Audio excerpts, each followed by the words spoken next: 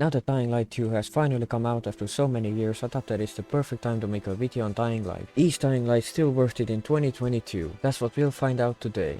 Good. Not like I'm going anywhere. Dying Light 1, our favorite zombie killing crane climbing parkour game that will make you shit your pants at night. We'll analyze everything important in Dying Light to see if you should buy it in 2022. Let's start off with what even is Dying Light. Dying Light is a first-person parkour game set in a zombie apocalypse. You'll have to use your parkour skills and weapons to run from or to fight the zombies. And the way the game is set up is that while you are the hunter by day, at night you become the prey. And that's something this game did amazingly. So let's get started with story mode. All you really need to know is that you'll be playing as Kyle Crane, a GRE agent who jumped out the battle pass too early and landed in a quarantine zone. Your job is to get back some classified files. And to do that, you'll be fighting through hordes of infected, Rise's gang members and all the horrors that come at night. The story itself was okay, there wasn't anything mind-blowing, it was just alright. You occasionally get some cutscenes, but most of the time they'll give you missions through the radio. And there's definitely a lot of run to this place and do this, now run to the other side of the fucking map and do this, now go back to the first place. Like, do they think that Crane is a superhuman or something? And I know for a fact that Crane's legs are in so much pain from running and jumping every day, all day long. Like, that's all he does. But thankfully the parkour of the game is so good that it's not as annoying as it sounds. And that brings us to the next topic, gameplay. Movement is definitely the best part of the game, the parkour feels smooth and it really makes you feel like you're the one doing it. You can also use parkour in combat, but I don't really use it that much. I mean, there are a couple of skills that I use from time to time, but usually I just swing my weapon around and hope for the best. Also, the game is in first person and that makes the experience even better and more realistic. Let's take volatiles as an example.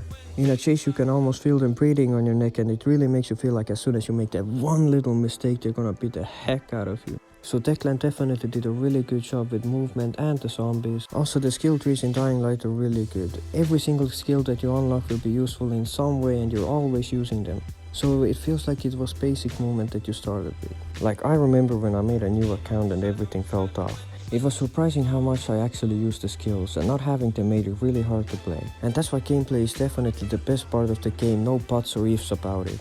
Now then, let's move on. What about the different zombie types? Ah, goddammit, Timmy, making me always do some extra work.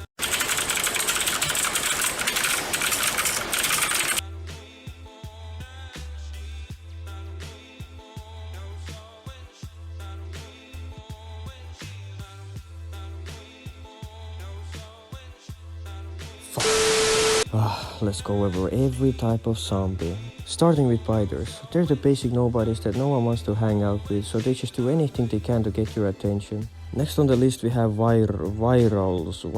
Just look at the screen and you'll get it. Basically cooler versions of the biters who just recently joined the zombie gang. Gas tank.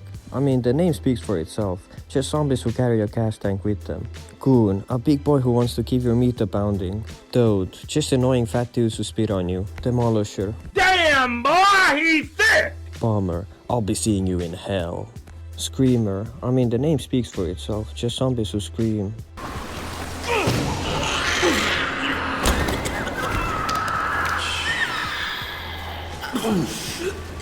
Volatiles, here to give you nightmares. Bolter.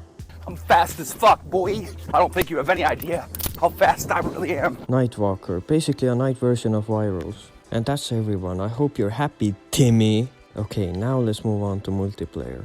Multiplayer is also another great thing about Dying Light. We've all been at a point where single player just isn't as fun as it used to be, and we just want to experience something different. And playing with friends or even randoms is exactly the thing that we need. And you best believe that multiplayer makes the game so much more fun. I'm not even sure what it is, but just having someone with you makes you feel like you're playing a completely different game. And once you're a bit more experienced, you can play Night Invasions, a free DLC where a random player joins you as a night hunter and tries to kill you, while you're trying to destroy all of his nests. Trust me, this game mode is the most fun you'll have playing Dying Light. Well, maybe not at the beginning, cause it is really scary when you start playing it, but you'll get over it soon enough. So we're at the end of the video now. I hope this made it a bit more clear if you should buy it or not. I personally say that it's still worth it to this day, and I still enjoy playing it even though I have more than 200 hours on it.